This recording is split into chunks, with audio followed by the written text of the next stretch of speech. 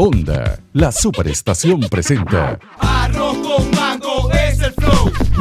Arroz con mango.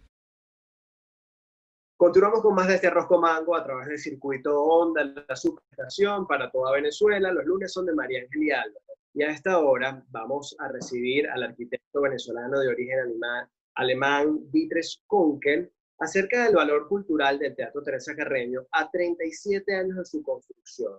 El arquitecto escribió una crónica personal llamada El Teatro Teresa Carreño, una historia personal donde narra de una forma muy específica toda la historia de este complejo cultural que ha sido una referencia para América Latina en cuanto a salas de conciertos y oportunidades culturales, etc.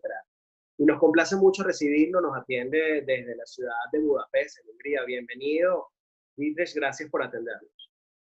Muchas gracias y gracias por darme la oportunidad de hablar con ustedes.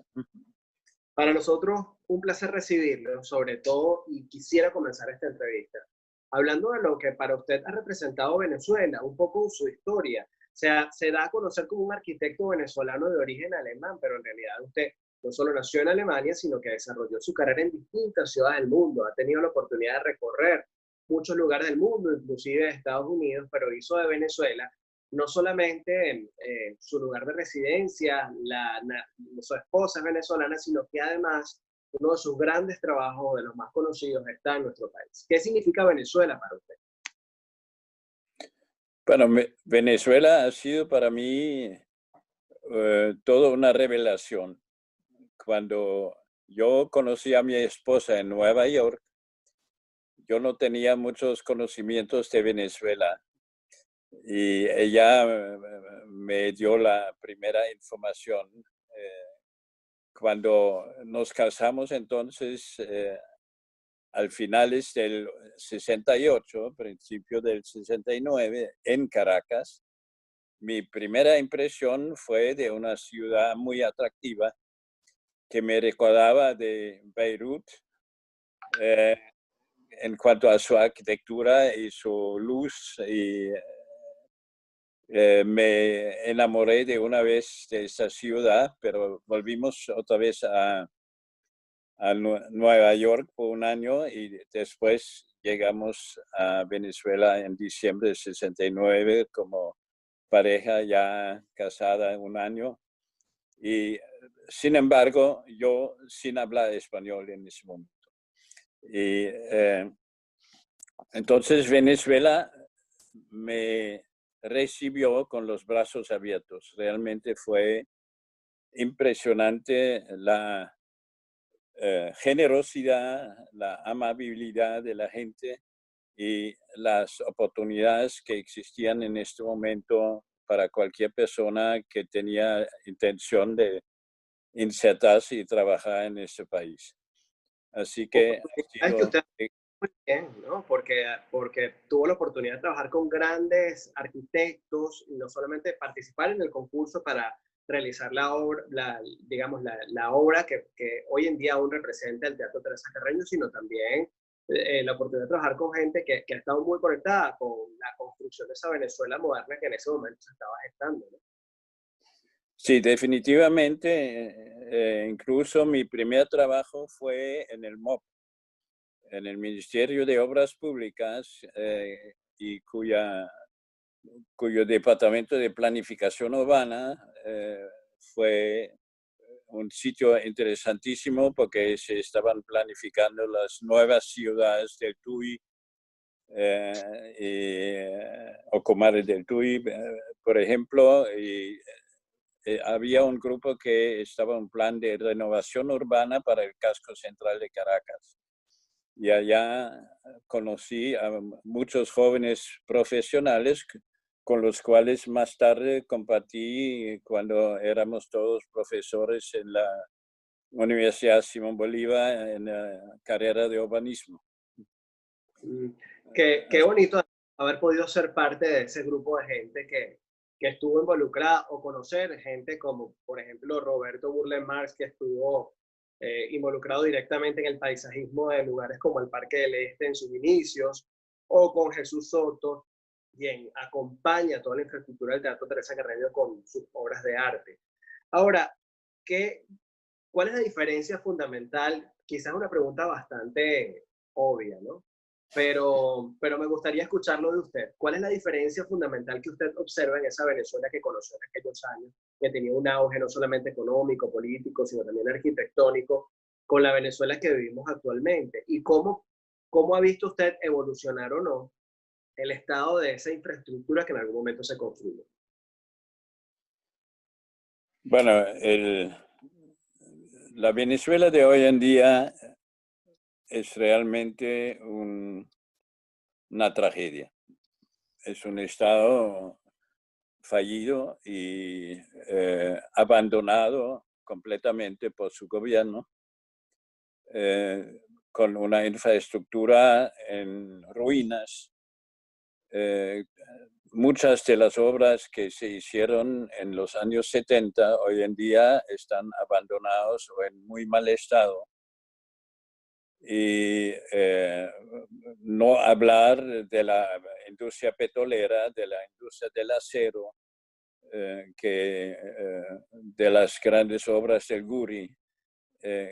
Todos eran obras ejemplares e industrias exitosas y de los cuales no queda ni la sombra de lo que eran una vez. Así que, bueno, Sí. sigue. Sí, no, la pregunta que quería hacerle era, ante esa realidad que usted observa, como parte de ese grupo y esa generación de hacedores de una Venezuela pujante y moderna, ¿qué oportunidades observa?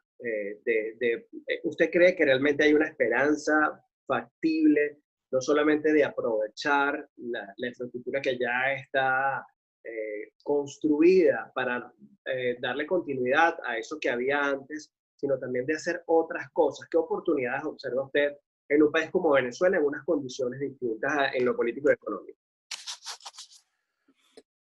Yo creo que la recuperación va a ser muy difícil, porque ya la industria petrolera que ha financiado este periodo de los años 70, 80 y 90 ya no será capaz de ser la fuente de ingreso que necesita el país para reconstruir. Porque mundialmente el petróleo está bajando de importancia frente a otro tipo de energías. Y de esta manera el país tiene que buscar otras fuentes de ingreso y tiene que reinventarse en cuanto a cuáles son sus prioridades y sus maneras de generar riqueza para su población. Naturalmente, allá hay oportunidades que siempre han existido, como la agricultura, como también otras fuentes de energía, como la energía solar. En el Guri vemos un ejemplo de cómo utilizar la energía del agua, pero hay que realmente hacer un esfuerzo muy grande, heroico, para dar la vuelta a lo que está pasando actualmente. Sí, y ahora hablando de urbanismo, hablando de arquitectura, usted nos decía que el clima y la luz de Caracas en el momento que usted descubre esta ciudad le recordaba a Beirut y había una propensión a observar la ciudad de una forma distinta, ya no tanto la ciudad de los techos rojos, sino de las grandes edificaciones como el Teatro Teresa Carreño, que personalmente tuve la oportunidad de asistir recientemente con el estreno de la obra Los Miserables.